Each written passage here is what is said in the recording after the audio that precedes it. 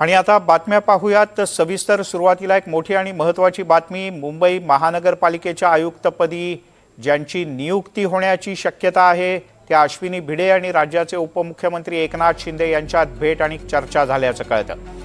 अश्विनी भिडे आणि एकनाथ शिंदे या दोघांमध्येही सुमारे तासभर चर्चा झाल्याची माहिती आहे। मुंबई महापालिका आयुक्तपदासाठी भिडे यांच्या नावाची चर्चा आहे। स्वतः मुख्यमंत्री देवेंद्र फडणवीस हे अश्विनी भिडे यांच्या नावासाठी आग्रही आहेत। रिजवान शेख आपले प्रतिनिधी आपल्यासोबत जोडले गेलेत लाईव्ह। रिजवान, आधी मुख्यमंत्री आणि उपमुख्यमंत्र्यांची भेट आणि आता अश्विनी भिडे आणि एकनाथ शिंदेंची भेट, नेमकं काय सुरू आहे? मिलिंदजी, खरं आपण जर पाहिलं तर ज्या पद्धतीने देशातील सर्वात श्रीमंत महानगरपालिका म्हणजे मुंबई महानगरपालिका, ज्या पद्धतीने भूषण गगराणी हे मुंबई महापालिकेचे आयुक्त होते आणि उद्या ज्या पद्धतीने ते सेवानिवृत्त होते, त्यामुळे मुंबई महानगरपालिकेचा नवीन आयुक्त कोण आहे यावरती अनेक लोकांनी जे ती मोर्चे बांधले देखील सुरुवात केली होती। ज्या पद्धतीने मुख्यमंत्री देवेंद्र फडणवीस आणि उपमुख्यमंत्री एकनाथ शिंदे यांची ज्या पद्धतीने भेटी गाठी, त्यामुळे देवेंद्र फडणवीस यांनी ज्या पद्धतीने सांगितलं आहे की अश्विनी भिडे हे ज्यांच्या नावाची चर्चा देखील अनेक दिवसांपासून होते की मुंबई महानगरपालिकेच्या नवीन आयुक्त म्हणून अश्विनी भिडे हे पदभार जाते त्या ठिकाणी स्वीकारू शकतात।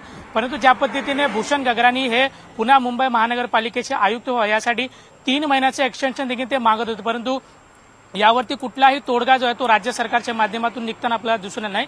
त्यामुळे आज ज्या पद्धतीने अश्विनी भिडे यांनी स्वतः राज्याचे उपमुख्यमंत्री एकनाथ शिंदे यांची भेट घेण्यासाठी जे आहे ते नंदनवन निवासस्थानी या ठिकाणी दाखल झालं ते आणि तासभर अधिक जे आहे ते दोघांमध्ये चर्चा देखील झालेली आहे।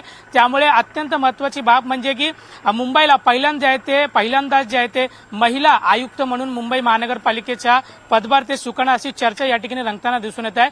त्यामुळे या सर्वस्व निर्णयाचा जबाबदार जो आहे ते मुख्यमंत्री देवेंद्र फडणवीस यांच्याकडे। त्यामुळे कशा पद्धतीने अश्विनी भिडे हे मुंबई महानगरपालिकेच्या नवीन आयुक्त होणार का यावरती देखील सर्वांचं लक्ष लागलेलं आहे। आपण जर पाहिलं ज्या पद्धतीने अश्विनी भिडे हे 1995 बॅचचे जे आहे ते IAS अधिकारी आहे। हा रिजवान पूर्ण कर।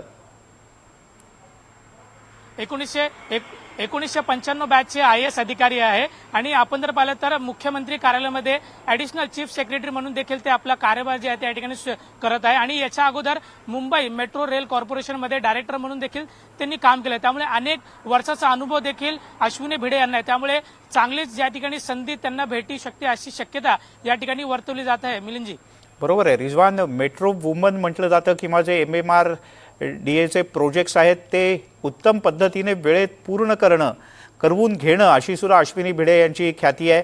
तुर्तास धन्यवाद या सगळ्या सविस्तर माहितीबद्दल। आपण अशी अपेक्षा करूयात की कदाचित पुढच्या काही दिवसात